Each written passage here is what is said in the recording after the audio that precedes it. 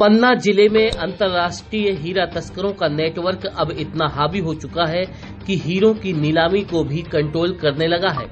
हीरा तस्कर पन्ना के हीरा व्यापार को इतना प्रभावित कर चुके हैं कि अब लोग कार्यालय में हीरा जमा करने के बजाय ब्लैक मार्केट में बेचना उचित समझने लगे हैं। गुजरात, महाराष्ट्र और राजस्थान के कुछ हीरा तस्करों की पन्ना में मौजूदगी सवालों के घेरे में है। बताया गया है कि यह लोग पन्ना नगर के होटल, लॉज एवं किराए के मकानों में रहते हैं, जो सुबह से हीरा खदानों के भ्रमण पर निकलते हैं और दोपहर तक वापस लौट आते हैं। कुछ व्यापारी स्वयं यहां निवास कर रहे हैं तो कुछ के एजेंट सक्रिय हैं, जो हीरे की फोटो और वीडियो भेजकर डील करते हैं और खजुराहो, सतना, छतरपुर आदि के होटलों में सौदेबाजी होती है। हीरों की बोली में इनका कंट्रोल इस कदर हो चुका है कि बाहर के बड़े व्यापारियों व खरीदारों को जानकारी ही नहीं मिलती। एक और जहां शासन प्रशासन के द्वारा सरकारी कबाड़ नीलाम करने के लिए भी कई अखबारों और वेबसाइटों में निविदा और इश्तिहार निकाले जाते हैं, तो वहीं हीरा नीलामी का मामला प्रेस नोट तक सीमित रहता है। बड़े व्यापारियों, दूसरे राज्यों एवं दूसरे देशों के लोगों के बोली में शामिल नहीं होने को कनेक्टिविटी का अभाव बताया जाता है, लेकिन जब देश विदेश में कई टाइगर रिजर्व और नेशनल पार्क होने के बावजूद बिना कनेक्टिविटी के दुनिया भर के कई देशों के पर्यटक पन्ना टाइगर रिजर्व में बाघों का दीदार करने पहुंचकर भोर सवेरे 5 बजे से लाइन में लग सकते हैं, तो फिर हीरों की नीलामी में शामिल होने के लिए क्यों नहीं आ सकते? ऐसे तमाम सवाल खड़े हो रहे हैं, लेकिन हकीकत यह है कि हीरों की नीलामी की सूचना केवल स्थानीय स्तर के हीरा खरीदारों और व्यापारियों तक ही सीमित रहती है। एनएमडीसी की तरह अंतर्राष्ट्रीय स्तर पर ऑनलाइन निविदा और बोली के लिए आमंत्रित नहीं किया जाता। नीलामी के दौरान बोली लगाने के लिए भी कुछ व्यापारियों का सिंडिकेट काम करता है।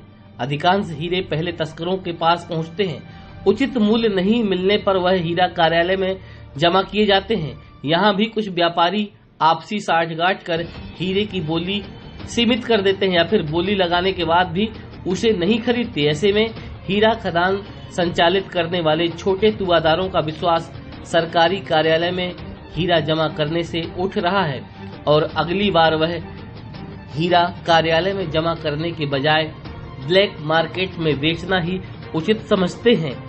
सरकारी उथली हीरा खदानें बंद होने से अब हीरा कार्यालय में हीरा जमा होना लगभग बंद हो चुका है।